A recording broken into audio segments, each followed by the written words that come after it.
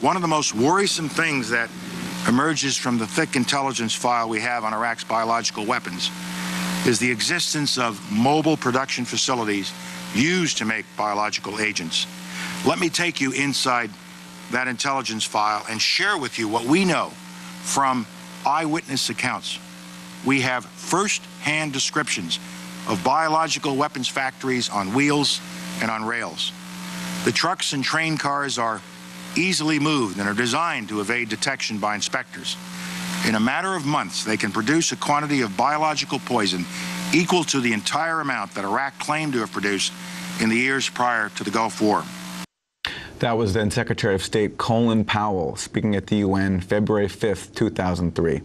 Powell also estimated Iraq had a stockpile of between 100 and 500 tons of chemical weapons agent.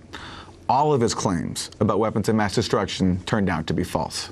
But at the time, most of the media took Powell at his word. The day after Powell's speech, the New York Times ran an editorial called The Case Against Iraq. It said Powell's performance was, quote, all the more convincing because he dispensed with apocalyptic invocations of a struggle of good and evil and focused on shaping a sober, factual case against Mr. Hussein's regime, unquote. The Washington Post titled its editorial irrefutable and declared, quote, it's hard to imagine how anyone could doubt that Iraq possesses weapons of mass destruction, unquote. Well, the invasion began 6 weeks after Powell made his speech at the UN. For more, we're joined by two people. From Oklahoma City, we're joined by Colonel Lawrence Wilkerson. He served as Chief of Staff to Secretary of State Colin Powell from 2002 to 2005. He helped prepare Powell's infamous UN speech, which he has since renounced. And from San Francisco, California, we're joined by Norman Solomon, founding director of the Institute for Public Accuracy. Also wrote the book, War Made Easy, How Presidents and Pundits Keep Spinning Us to Death. We welcome you both to Democracy Now! Colonel Lawrence Wilkerson, let's begin with you. You really were responsible for putting this speech together for Secretary of State Powell. It's 10 years later. What are your thoughts today? Where did you get your information? First of all, Amy, I don't believe that the hype about that presentation having been the ultimate presentation, as it were, that led us to war with Iraq. George W. Bush, Dick Cheney, and others had decided to go to war with Iraq long before Colin Powell gave that presentation.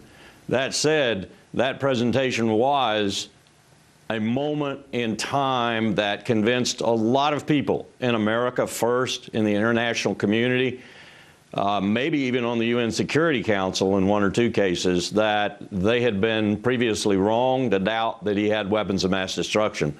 And in that sense, it added to the momentum of the war. President Bush himself has written in his book, had he known that there were no WMD, he might have made a different decision. I don't think Richard Cheney would have made a different decision. But it wasn't the seminal moment that sent us into war. It was just one of those moments. And as one of those moments, as I've said before, and as you quoted me, I feel like it was the lowest point in my professional and personal life that I had a hand in managing it. Where did the information come from? Explain how you did put this together. The information came from, in our intelligence system at the time, the 16 entities that compose our intelligence services, and spoken for by the then master of that intelligence community, George Tenet, the director of Central Intelligence, and vouchsafed multiple times by his deputy, the DDCI, John McLaughlin. But it came from a much wider array, Amy. It came from Israel, it came from France, it came from Jordan, it came from Germany. Indeed, it came from almost every intelligence service that at one time or another had fed into the U.S. process with regard to Iraq. And frankly, we were all wrong. Was the intelligence politicized in addition to being wrong at its roots? Absolutely.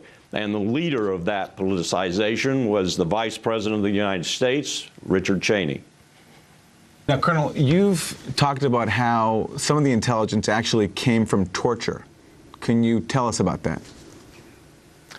The seminal moment as we were out at Langley and Colin Powell was getting ready to throw everything out of his presentation that had anything to do with terrorism, that is, substantial contacts between Baghdad and al-Qaeda in particular. as he was really angry. He took me in a room by myself and literally attacked me over it. And I said, "Boss, let's throw it out. I have as many doubts about it as you do. Let's throw it out." And so we made a decision right there to throw it out.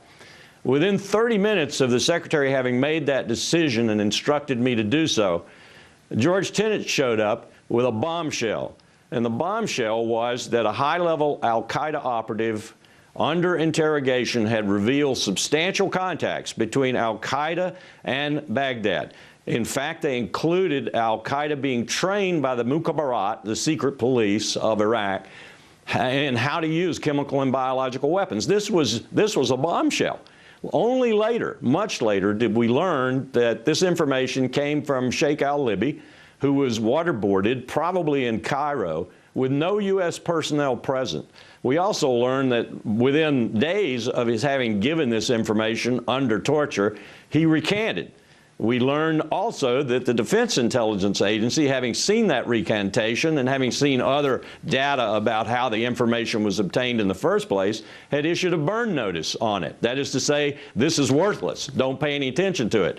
Later, George Tenet would say that due to a computer glitch, that burn notice, that DIA statement not to trust al-Libi never was revealed to the Secretary. I want to turn to a clip from Norman Solomon's film, War Made Easy, about Colin Powell's address and the media's response. The film was narrated by Sean Penn. The clip begins with former President George W. Bush. Secretary of State Powell will present information and intelligence about Iraq's illegal weapons programs, its attempts to hide those weapons from inspectors, and its links to terrorist groups. The failure of American news media to check government distortion reached new heights when, on the eve of war, the highly respected Secretary of State Colin Powell appeared before the United Nations to make the case that there were weapons of mass destruction in Iraq. Saddam Hussein's intentions have never changed. He is not developing the missiles for self-defense. These are missiles that Iraq wants in order to project power, to threaten, and to deliver chemical, biological, and, if we let him, nuclear warheads. Today, Secretary of State Powell brought the United Nations Security Council the administration's best evidence so far. After Colin Powell's speech to the UN, immediately the U.S. press applauded with great enthusiasm. Did Colin Powell close the deal today in your mind for anyone who has yet objectively to make up their mind? I think for anybody who analyzes the situation, he has closed the deal. This irrefutable, undeniable, incontrovertible evidence today. Colin Powell brilliantly delivered that smoking gun today. Colin Powell's outstanding today. I mean, it was lockstep. It was so compelling. I don't see how anybody at this point cannot support this effort. He made a wonderful presentation. I thought he made a great case for the purpose of disarmament. It was devastating. I mean, and overwhelming abundance of the evidence. Point after point after point. He just flooded the terrain with data. It's the end of the argument phase. America has made its case. An excerpt from the film War Made Easy. Some of the voices from that clip you might remember. You might recognize Aaron Brown, Henry Kissinger, Sean Hannity, Alan Colmes, Mort Kondracki, Charles Krauthammer. Norman Solomon, this is from your film, the film based on your book, War Made Easy. So you had Secretary of State Colin Powell pushing for war, and as Colonel Lawrence Wilkerson said, he actually believes whether or not the speech were made, the U.S. would have attacked Iraq. And you have the media, which is supposed to be the fourth estate, not part of the state. Talk about its role. Well, we just heard Colonel Wilkerson say that we were all wrong. I'm quoting him here from a few minutes ago. In fact, we were not all wrong. As a matter of fact, many experts and activists and researchers from the get-go in 2002 were saying that the administration case for weapons of mass destruction in Iraq was full of holes. And many guests on Democracy Now! Demolished those claims from the Bush administration in real time. The organization where I work, the Institute for Public Accuracy, put out many news releases documenting the false falsities coming from Colin Powell's office and the entire administration, including the week that he gave his now infamous speech at the United Nations. We had UN weapons inspectors like Scott Ritter and Hans von Spanek demolishing many of those claims being made, again, in real time. So what we've heard again today, and I think it's very disappointing from the former chief of staff here of Colin Powell, is the reiteration of the supposedly exculpatory, actually excuses for just following orders. And I could condense what Colonel Wilkerson just said about Colin Powell's role in the lead up to the war in Iraq. We were just following orders, and Dick Cheney made us do it. No, Dick Cheney didn't make you do it. There's something called resignation. There's something called speaking up and the First Amendment. There are a lot of dead Americans and many more Iraqis because of the silence and the following of orders when we look at what actually took place. Now, one of the most important facts is that 10 years later, an ongoing legacy of Colin Powell's behavior, and unfortunately of our guest as well, and the entire upper echelons of the Bush administration, is a pattern of impunity. Impunity to lie, impunity to deceive and distort, impunity that is personal, that is professional, and is governmental. And that kind of impunity, which has caused so much death and misery in Iraq and Afghanistan and elsewhere, is being fast-forwarded, is prefigurative for where we are now. And so even today, although what's done is done, we might say, the failure of people like Colin Powell to step up and say, look, not only was I wrong, but in planning and implementing aggressive war, I violated the Nuremberg principles.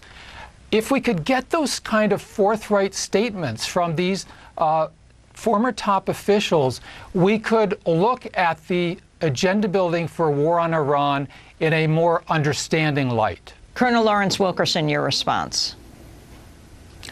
I don't want to get into an on-screen argument with someone who makes comments as if he'd never been in government a day in his life or never been associated with power at this level. But I will say, first of all, that when I said we, quote unquote, I meant those in government, not people like him or Scott Ritter or anybody else who were protesting that Iraq didn't have WMD at the time.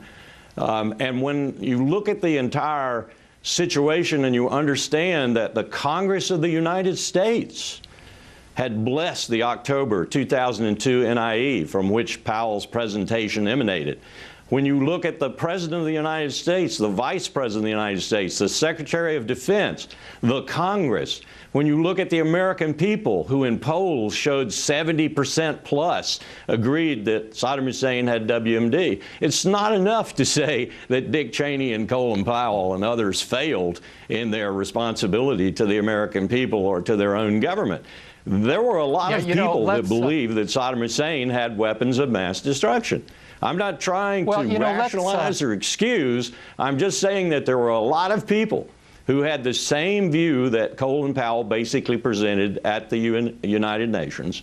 And those people were in other countries too, in Israel, in Jordan, in Germany, in France, because they shared their intelligence with us, and they shared their views as to whether or not the DCI, George Tenet, was basically right in asserting that Saddam Hussein still had weapons of mass destruction.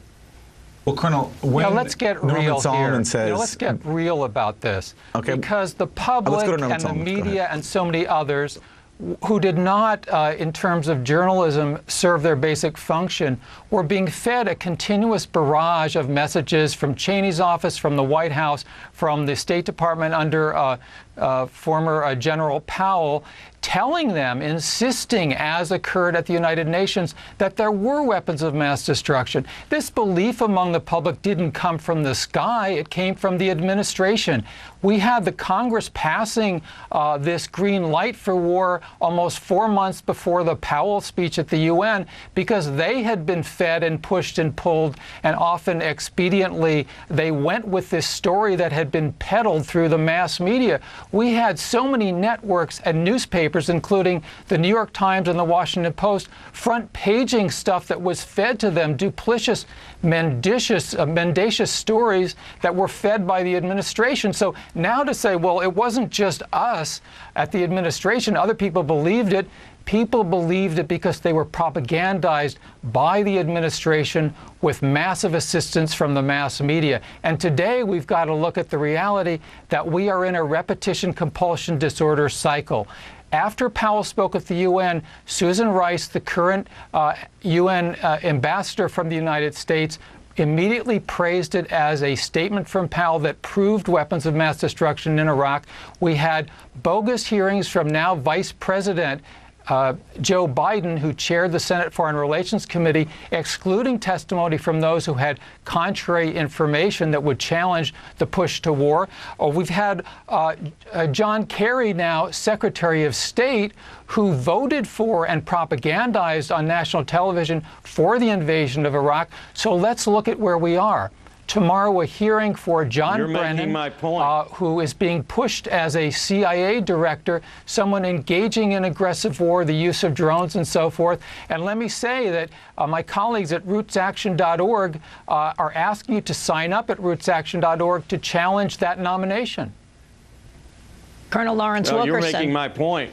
I find it very difficult to, in the whole, say that all of those entities that you just described, to include the American people, were led down the primrose path by the propaganda flowing out of the White House and the Congress and elsewhere. That presents a picture of a pretty purblind, apathetic, ignorant public, representatives in the government and elsewhere. I can't support that kind of broad brush painting of the situation.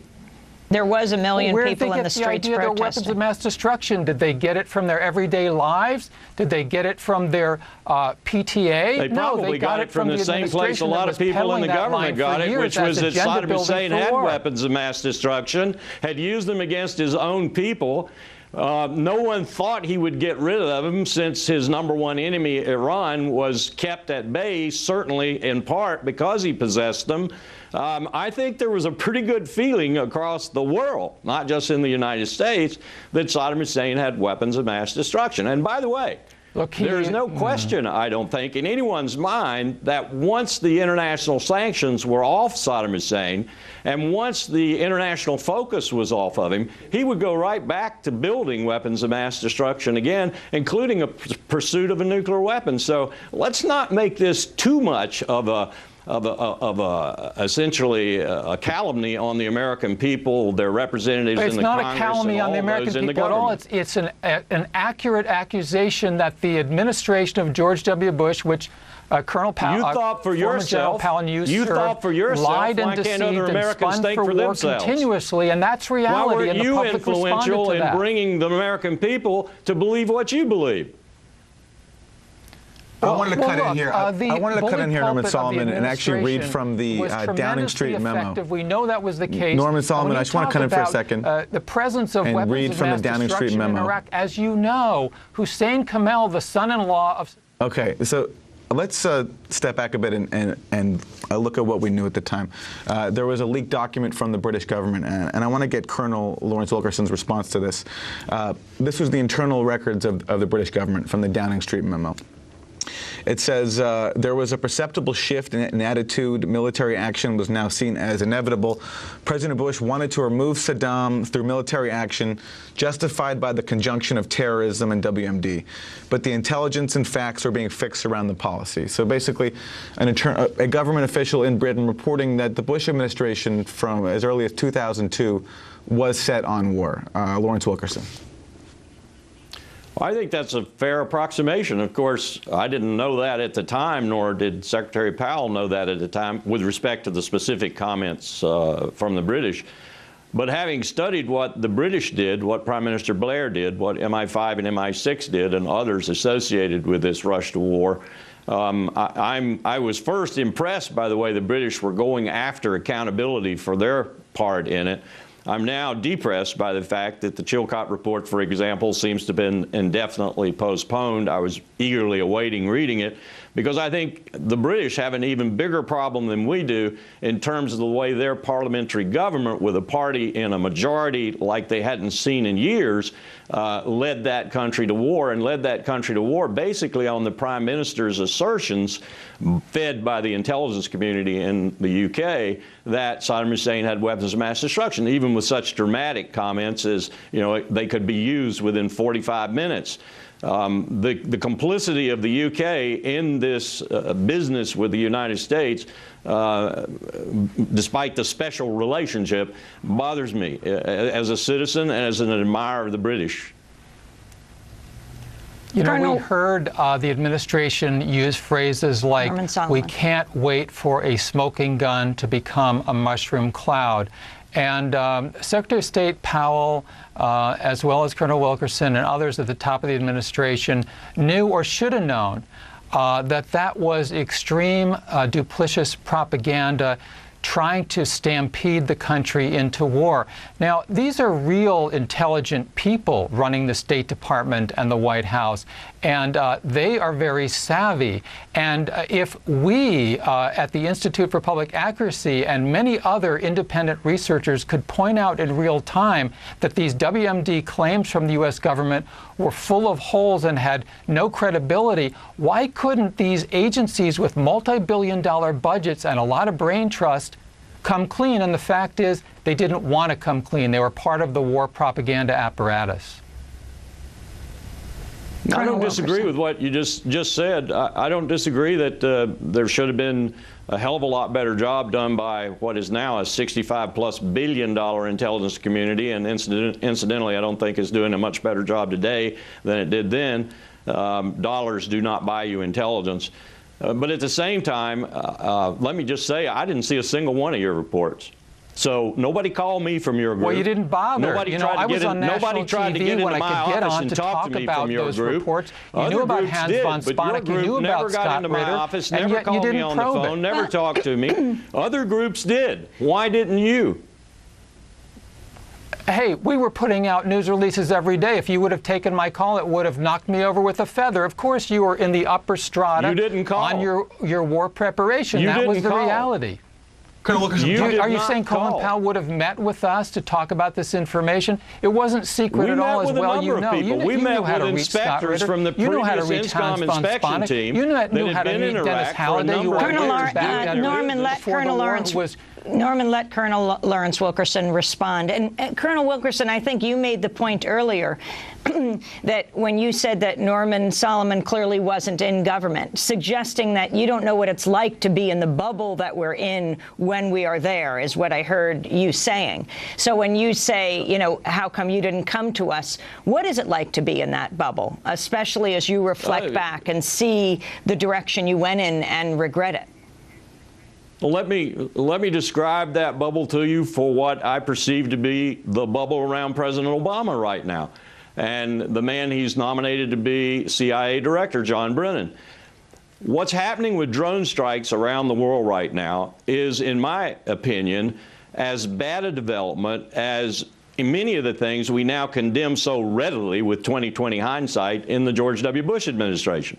We are creating more enemies than we're killing. We are doing things that violate international law. We are even killing American citizens without due process, and have an attorney general who has said that due process does not necessarily include legal process. Those are really scary words. These things are happening because of that bubble that you just described. You can't get through that bubble. You can't get through the Brennans. You can't get through the Clappers. You can't get through the Hillary Clintons. You can't get through the Bob Gates and the Leon Panettas and penetrate that bubble and say, do you understand what you're doing, both to American civil liberties and to the rest of the world's appreciation of America with these increased drone strikes that seem to have an endless vista for future? This is incredible. And yet, I know how these things happen. I know how these bubbles create themselves around the president and cease and stop any kind of information getting through that would alleviate or change the situation, make the discussion more fundamental about what we're doing in the world. So, Colonel Lawrence Wilkerson, you're against the confirmation of John Brennan as Director of Central Intelligence. I think we ought to have a really, really hard discussion about what he represents and what he, because he represents it, will probably take to the directorship of the CIA. We're going to leave it there. Well, I'd like to invite Colonel Wilkerson to go to rootsaction.org, sign up for our action alerts today to challenge the nomination of John Brennan to run the CIA. And just to mention that the impunity of the past is prefigurative for impunity of the present and the future. And I hope you'll join with so many millions of other Americans to actively and vocally oppose not only this nomination of Brennan, but also the entire so-called war on terror, which is impunity for war that is aggressive around the world.